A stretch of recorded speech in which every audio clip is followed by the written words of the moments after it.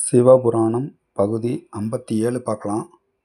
தேவர்கள் கூறியதை கேட்ட பெருமாள் என்ன சொல்கிறாருன்னா, நீங்கள் சொல்கிறது இல்லாமல் உண்மைதான். அசுரர்களால் இன்னல்கள் அடைஞ்சிங்க. ஆனால் அவங்க எந்த விதமான குற்றமும் செய்யவில்லையே. அப்படி இருக்கும்போது எப்படி தண்டிக்கிறது அப்படின்னு திருமால் தேவர்கள்ட்ட கேட்குறாரு. தேவர்கள் என்ன செய்யலாம் அப்படின்னு யோசிச்சுக்கிட்டு நிற்கிறாங்க. மும்மூர்த்திகளால் கூட காப்பாற்ற முடியலன்னா அப்போ நம்ம எப்படி போரிட்டு அசுரர்களை வதம் செய்கிறது அப்படின்னு மறுபடியும் திருமால்கிட்டயே எங்களுக்கு நீங்கள் தான் நல்வழி காட்டணும் அப்படின்னு சொல்லி கேட்குறாங்க. திருமால் என்ன சொல்கிறாரு, நீங்கள் சிவலிங்கத்தை வச்சு பூஜை செய்யுங்க, அவர் தான் நல்வழி காட்டுவார் அப்படின்னு சொல்கிறாரு.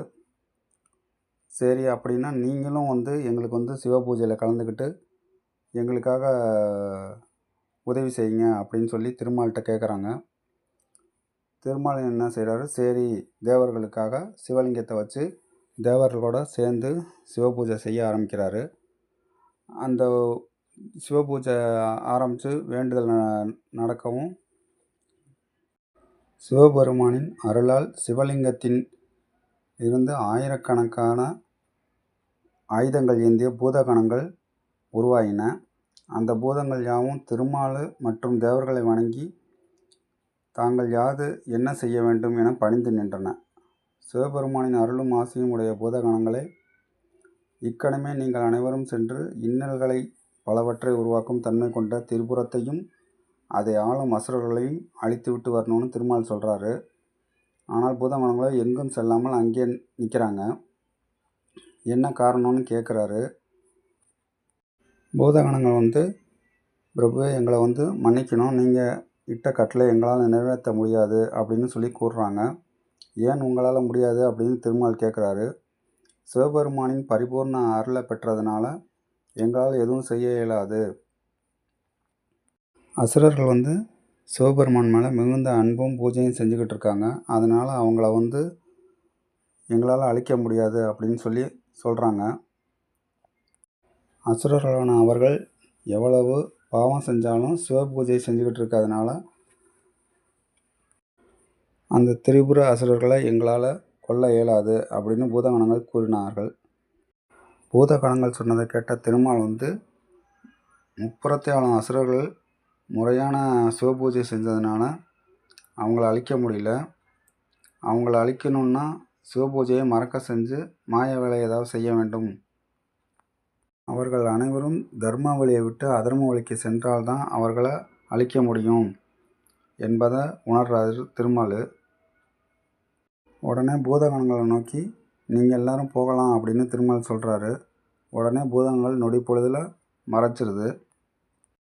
திருமால் என்ன சொல்கிறாரு, தேவர்களை பார்த்து நீங்கள் அனைவரும் சிவலிங்க பூஜை செய்ய வேண்டும் அப்படின்னு சொல்கிறாரு. அவருடைய அனுகிரகம் இருந்தால்தான் வெற்றி பெற முடியும் அப்படின்னு கூறுறாரு.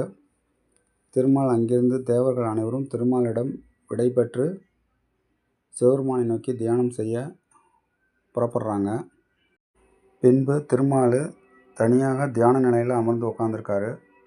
அவ்வேளையில் அவரிடமிருந்து மாயக்கலைகளில் வல்லவராக விளங்கக்கூடிய வித்தகனை உலக மக்களின் நன்மையை எண்ணி உருவாக்குறாரு.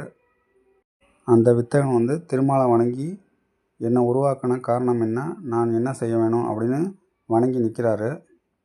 திருமால் அந்த வித்தகனை நோக்கி நான் இட்ட கடமைகளை செய்ய கடமைப்பட்டிருக்கிறாய் என்று கூறினார்.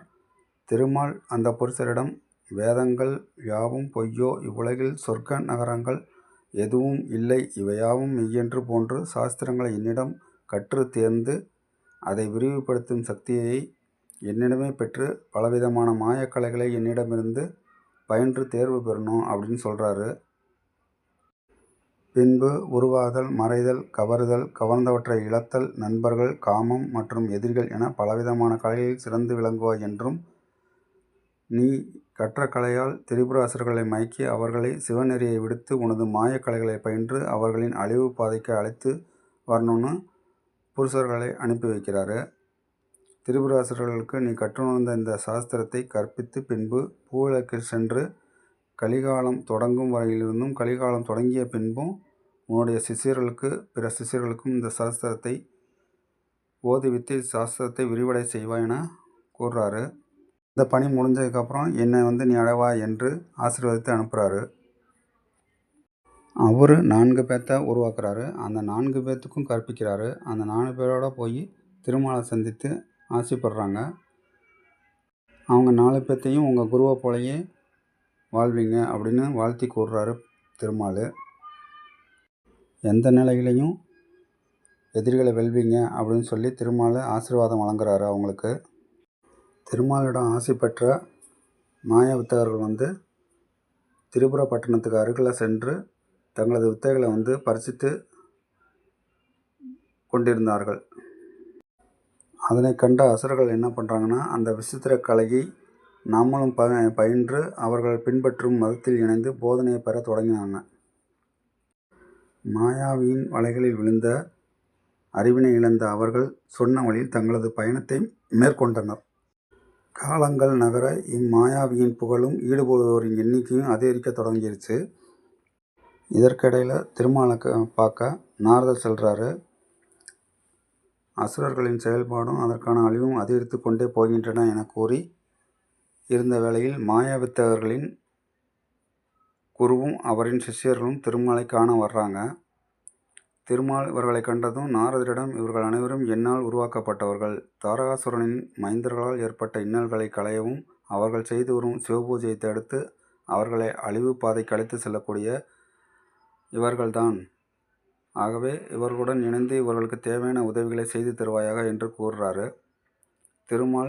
திருமாலிடம் நாரதர் மற்றும் மாயாவித்தகர்கள் அனைவரும் ஆசை பெற்று அறுவராக திரிபுரப்பட்டினங்களுக்கு புறப்பட்டு போகிறாங்க. நாரதர் திரிபுரப்பட்டினங்களில் முதலில் இத்மாலியின் பட்டணத்திற்கு அழைத்து செல்றாரு. அங்கே போனதே அனைவரும் பட்டணத்தில் இருந்த வேந்தரின் அரண்மனை அடைந்ததும் 3 லோகத்திற்கு எவ்விதமான தடையுமின்றி செல்லக்கூடிய தேவ முனிவரான நாரதரை கண்டதும் அவரை வரவேற்று உபதேசிக்கிறார் வித்யுமாலி. எவ்விதமான செயலுமின்றி தாங்கள் இவ்வளவு தூரம் என்னுடைய பட்டணத்தை அடைஞ்ச காரணத்தை நான் அறியலாமா? ஏனென்றால் காரியமின்றி தாங்கள் எதுவும் செய்ய மாட்டீர்களே என்பதை நான் அறிவேன் என்றார் வித்யுமாலி. அதற்கு நாரதர், காரியம் எதுவும் இல்லை வித்யுமாலி. நான் விளையாக சென்று கொண்டிருந்த போது இந்த பண்டிதர்களை சந்தித்தேன். இவர்கள் பகவத் சார்ந்த மதத்தின் கருத்துக்களை உங்களது பட்டணத்தில் பிரச்சாரம் செய்வதற்காக என்னிடம் உன்னுடைய பட்டணத்திற்கு வருவதாக வழியை கேட்டு யாசித்து நின்றனர் அப்படின்னு சொல்கிறாரு. சரி, நம்ம போகும் வழியில் தானே உள்ளது என இங்கேயே அழைத்து வந்தேன் என்றார். நாரதர் கூறியதும் அவருடன் வந்த பண்டிதர்களை மாயாவித்தகர்கள் அழைத்து வரவேற்று உபதேசித்து வித்யுமாலி செய்கிறாரு.